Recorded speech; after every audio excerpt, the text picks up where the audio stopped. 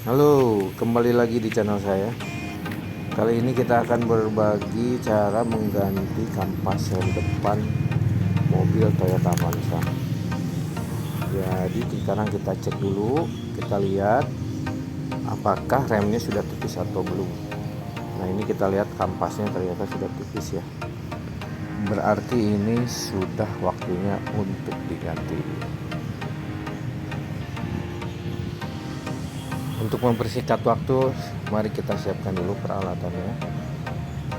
Yang pertama adalah kunci shock ukuran 14.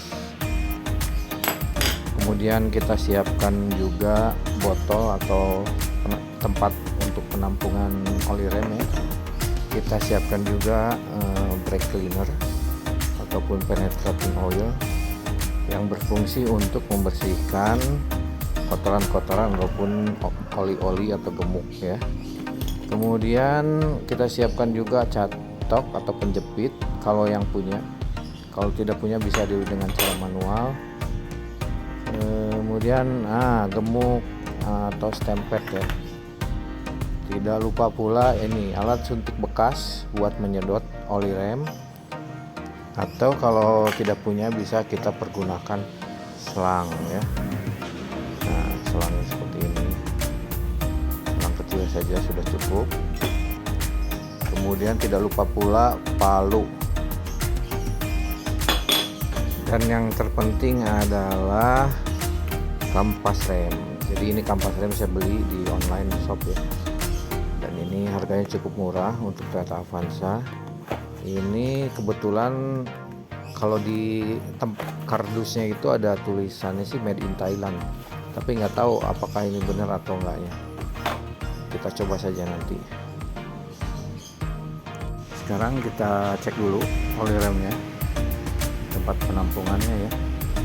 Ternyata ini masih penuh dan harus dikeluarkan.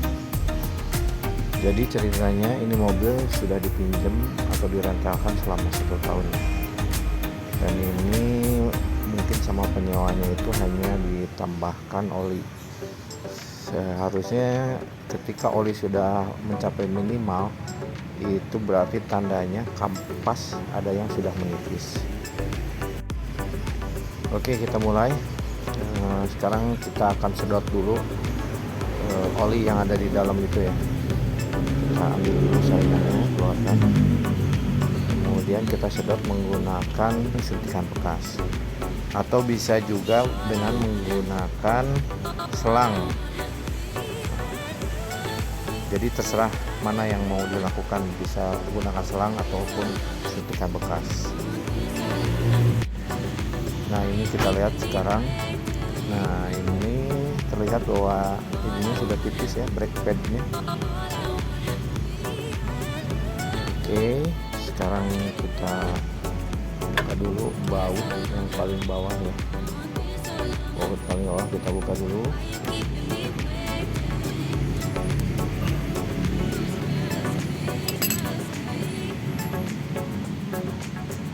Oke, setelah lepas kita angkat kalipernya. Nah, kemudian kita lepaskan brake padnya. Kita lihat ternyata ini sudah tipis ya. Brake padnya itu sudah tipis, jadi harus diganti. Nah, bahkan ada sebagian yang hancur itu ya, kita lihat.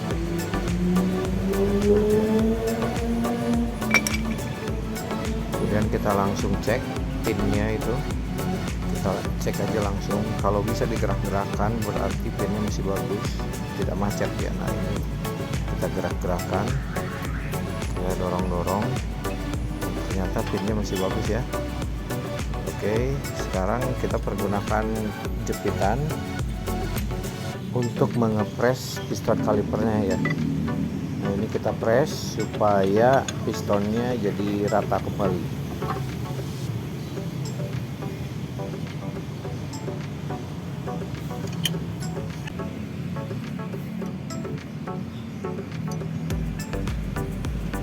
Nah, ini sekarang kita lihat sudah rata ya.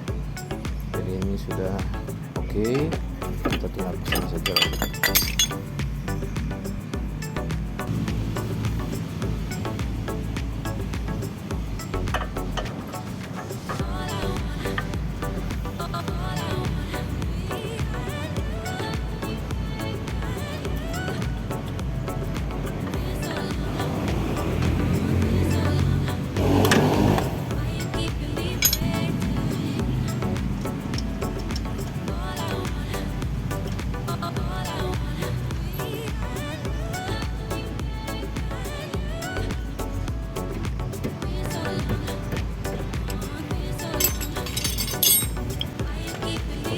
sekarang kita pasang ban. Jadi ternyata ini sebelah kanan itu dia tidak ada masalah ya. Jadi si brake padnya itu bisa menekan dengan lancar, karena tadi setelah dicek ternyata pin holdernya itu ternyata bagus ya. Dia bisa digerakkan ke kiri dan ke kanan, baik yang atas maupun yang bawah. Nah itu ternyata pinnya masih bagus. Jadi yang sebelah kanan itu dia bagus, tidak ada problem. Nah nanti kita coba cek yang sebelah kiri. Oke, ketika selesai yang sebelah kanan kita pasang dan kita cek lagi ketinggian olinya ya. Nah ternyata hanya naik sedikit ya. Nah, sekarang kita lanjut ke posisi rem yang sebelah kiri. Kita langsung cek pinnya yang bawah. Nah ternyata masih bisa digerak-gerakkan ya. Nah, bisa digerak-gerakkan untuk pinnya bagus. Nah sekarang lihat, nah ternyata yang sebelah atas itu dia susah. Nah rupanya ini penyebabnya ya, penyebabnya ini. Nah jadi si rem itu hanya makan sebelah, dan itu nanti bisa dilihat dari brake padnya itu biasanya miring. Nah ini yang menyebabkan tidak bisa remnya pakem ini. Jadi kita keluarkan dulu. Ini bisa digetok dengan palu. Nah ternyata ini dengan tangan pun bisa. Lihat, lihat si gemuk ataupun stempet itu, dia jadi keras. Nah itu dia menghalangi pergerakan daripada pinnya. Ketika menjepit dia tidak bisa bergerak karena sudah macet. Oke, kita buka saja. Nah, kemudian akan kita bersihkan ya dengan menggunakan brake cleaner. Semprot juga lubang, jangan lupa, karena biasanya di lubang itu ada gemuk-gemuk yang tertinggal ataupun stempet yang tertinggal. Kita semprot-semprot dulu, dan jangan lupa pinnya juga kita bersihkan. Nah gemuk-gemuk inilah yang harus kita bersihkan semuanya, baik itu di lubangnya maupun di pinnya ya.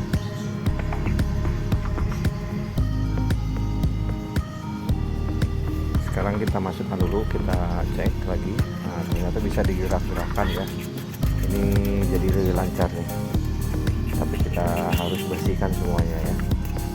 Ini tes awal bahwa si pin sudah bisa bergerak dengan lancar.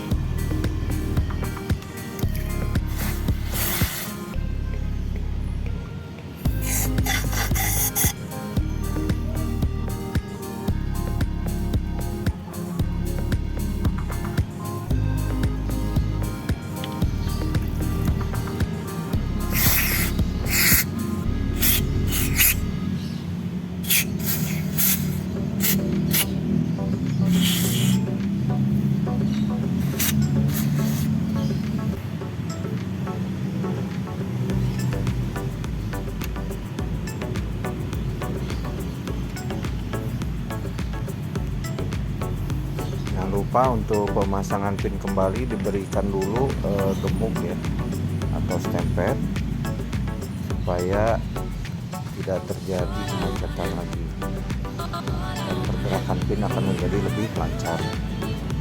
Sekarang pergerakannya lebih bagus ya, lebih lancar, lebih halus. Dan lakukan pula untuk pin yang kedua, yang bawah, di servis juga, jadi biar sekalian. Nah ini brake pad yang bermasalah ya, kita lihat. Nah ini antara ketinggian yang bawah dan atas ternyata tidak sama, jadi dia makannya tidak rata.